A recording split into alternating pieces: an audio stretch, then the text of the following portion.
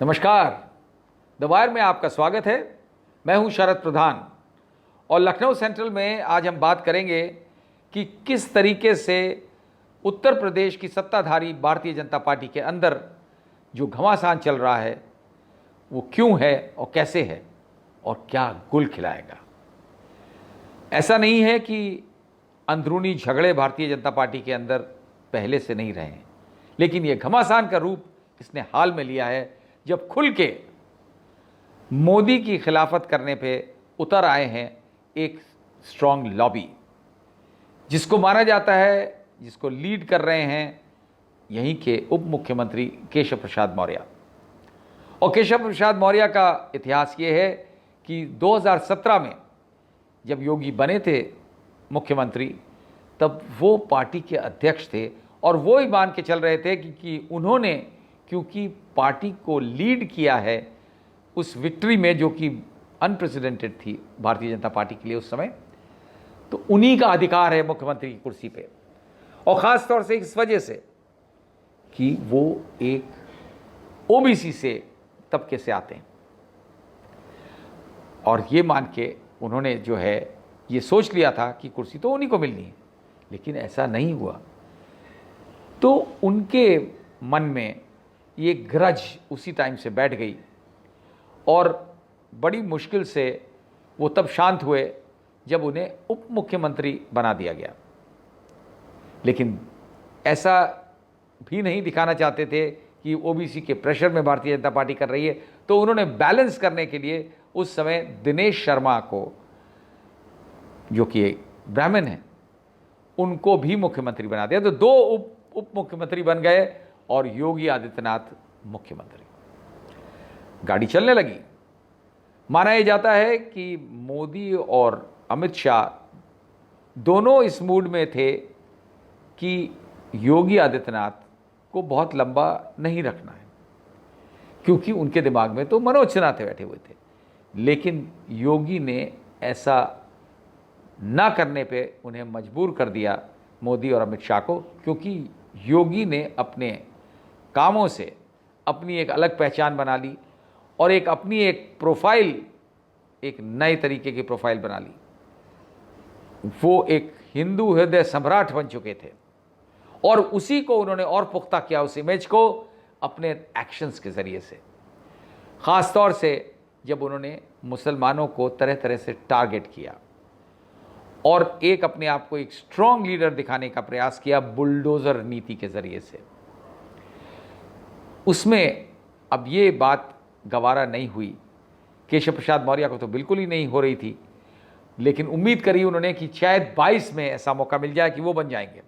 लेकिन 2022 में जब चुनाव हुआ तो मोदी ने इंश्योर किया कि पार्टी जीत के वापस आए और उनके ऊपर ये तमगा उनको मिला कि वर्षों में ये पहली बार हो रहा था कि कोई भी उत्तर प्रदेश का मुख्यमंत्री दूसरी बार पार्टी को जिता दे करके काबिज हो सकता है मुख्यमंत्री कुर्सी पे, और उन्होंने ये इतिहास कायम किया।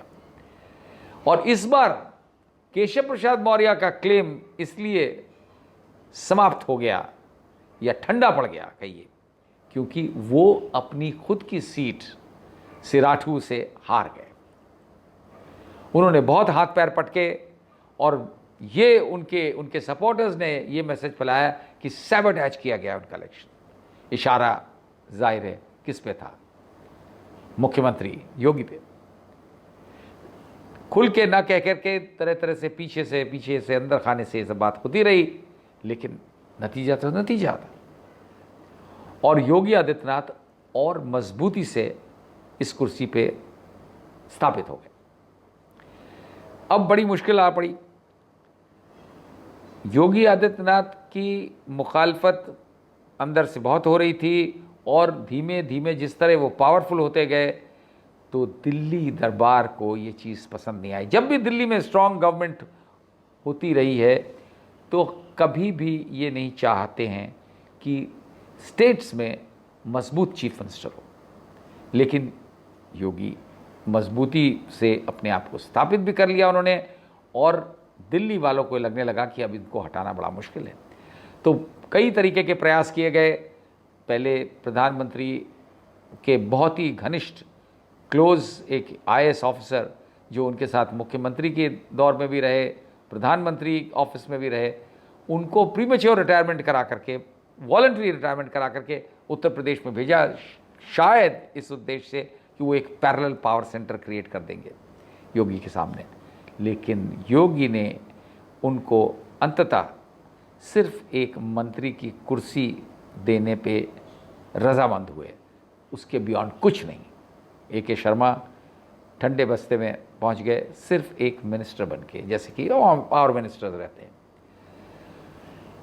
उसके बाद ये भी प्रयास किया गया कि दिल्ली से एक रिटायर्ड ऑफिसर को रीएम्प्लॉयमेंट करके भेज दिया उत्तर प्रदेश में चीफ सेक्रेटरी बनाने के, यानी कि ब्यूरोक्रेट्स के ज़रिए से दिल्ली ने सोचा कि वो रिमोट कंट्रोल से उत्तर प्रदेश को चलाएंगे। तो दुर्गा शंकर मिश्रा जो कि जिस दिन रिटायर हुए उसी दिन उनको रीएम्प्लॉयमेंट दे करके और सीधे लखनऊ, दिल्ली से लखनऊ भेज दिया एज चीफ सेक्रेटरी। और उनके लिए लॉ में भी अमेंडमेंट किया गया। All India service rules permit नहीं करते हैं कि किसी भी आईएएस ऑफिसर का एक्सटेंशन 2 बार 3-3 महीने से ज़्यादा का ना हो, बस। लेकिन इनके केस में सीधे 1 साल के लिए किया गया और 1 साल समाप्त होते ही फिर 1 साल का दे दिया गया एक्सटेंशन, क्योंकि दिल्ली चाहता था कि उसका दखल रहे और योगी आदित्यनाथ के ऊपर कोई ना कोई कंट्रोल रहे। जब ये दूसरी बार उनका टर्म खत्म होने लगा तो आम चर्चा में थी कि दुर्गा शंकर मिश्रा को फिर तीसरी बार एक्सटेंशन मिल जाएगा, क्योंकि अभी तक योगी यहाँ पे काबिज है। इस बार ये ना करके राजनीतिक नेताओं का इस्तेमाल किया गया और यहाँ पे जैसे ही लोकसभा का चुनाव समाप्त हुआ और उसमें भारतीय जनता पार्टी को मुंह की खानी पड़ी। जो पार्टी 2019 में 62 सीटें जीत चुकी थी, 80 हैं यूपी की लोकसभा सीट्स, उनमें से 62 सीटें जीती थी, वो गिर के 33 सीट पे आ गई और इसका ठीकरा फोड़ने का तैयारी शुरू हो गई योगी आदित्यनाथ के ऊपर। कहा गया साहब योगी आदित्यनाथ की वजह से इतनी बुरी हार हुई। जो केशव प्रसाद मौर्य ने तो यहाँ तक कह दिया कि उनकी बुलडोज़र पॉलिसी की वजह से हम ये हारे हैं।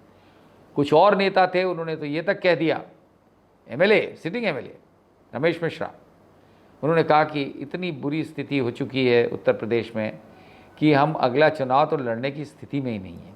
सब इशारा मोदी के खिलाफ। उधर ही एक मोती सिंह है, एक मंत्री, वो भी चालू हो गए। उन्होंने बोला इतना भ्रष्टाचार मैंने अपने जीवन में नहीं देखा जितना आज है उत्तर प्रदेश में। इशारा किसके खिलाफ? योगी। और ये वो लोग हैं जिनको वैसे अपने राजनीतिक जीवन में भ्रष्टाचार से कोई गुरेज नहीं रहा है, चाहे वो मोती सिंह हो चाहे रमेश मिश्रा हो।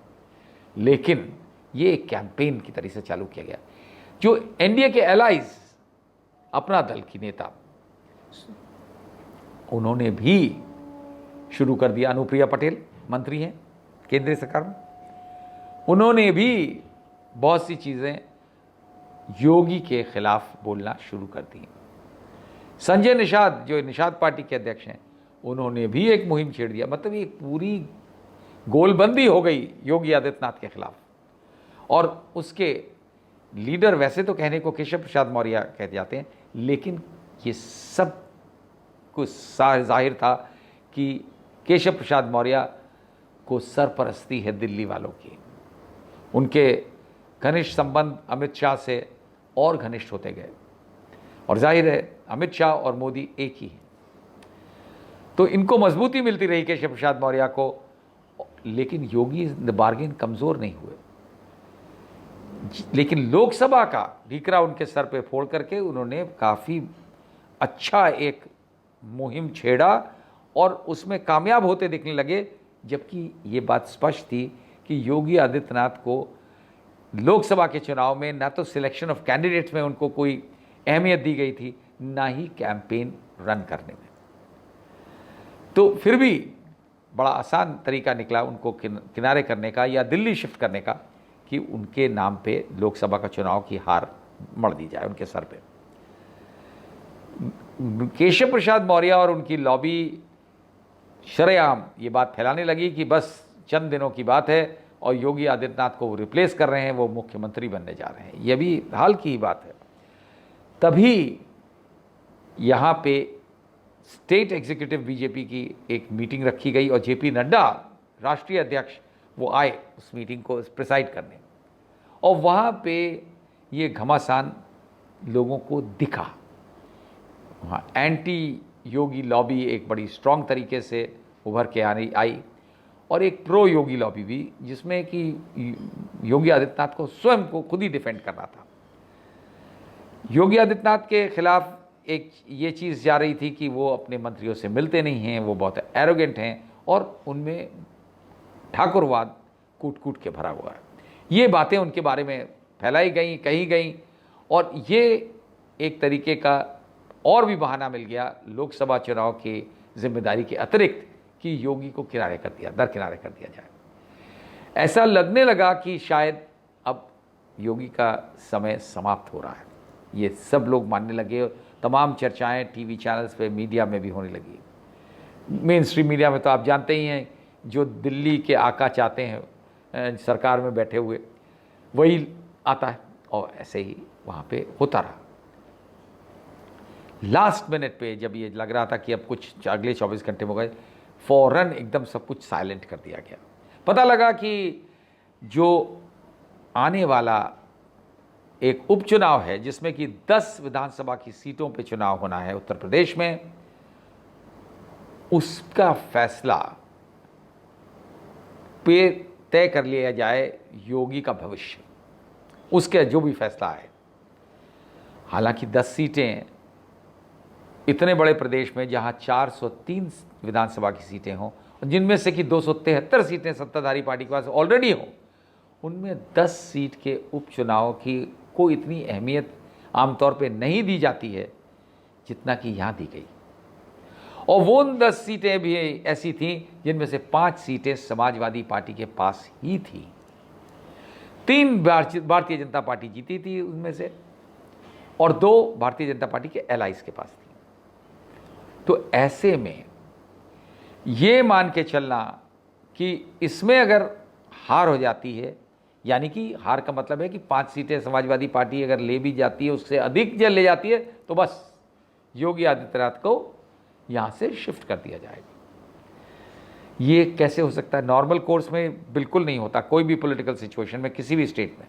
लेकिन यहाँ पे इस तरीके का फैसला अगर लिया गया है तो शायद सिर्फ इसलिए कि दिल्ली के में बैठे आका नहीं चाहते कि योगी आदित्यनाथ यहाँ फर्दर रहें। जो उत्तर प्रदेश का मुख्यमंत्री का जो स्टेटस है, जो उसकी पॉलिटिकल स्ट्रेंथ है, वो कहीं ज़्यादा होती है केंद्रीय मंत्री से। और योगी आदित्यनाथ अगर केंद्र के मंत्रिमंडल में शिफ्ट किए जाते हैं तो उनका जो आज की डेट में जो उनकी इम्पोर्टेंस है, आज की डेट में जो उनका स्टेचर है भारतीय जनता पार्टी के अंदर, वो जाहिर है कि वो नहीं रहेगा अगर वो केंद्रीय सरकार में जानते हैं। और ये बात योगी आदित्यनाथ से बेहतर और कौन समझ सकता है। उत्तर प्रदेश का मुख्यमंत्री, जहाँ की 80 सीटें लोकसभा की हैं, 403 सीटें विधानसभा की हैं, बहुत मायने रखता है। और ये चीज़ सामने आ चुकी है। अब बस आने वाले समय की बात है कि कौन किस पे हावी हो पाता है। फिलहाल जो सिचुएशन है उसमें ये स्पष्ट है कि लड़ाई ज़ोरदार है, घमासान ज़बरदस्त है। एक तरफ हैं केशव प्रसाद मौर्य, दूसरी तरफ हैं योगी आदित्यनाथ। दिल्ली का संरक्षण प्राप्त है केशव प्रसाद मौर्य को, और ऐसी सिचुएशन में क्या होगा ये आने वाला समय बताएगा।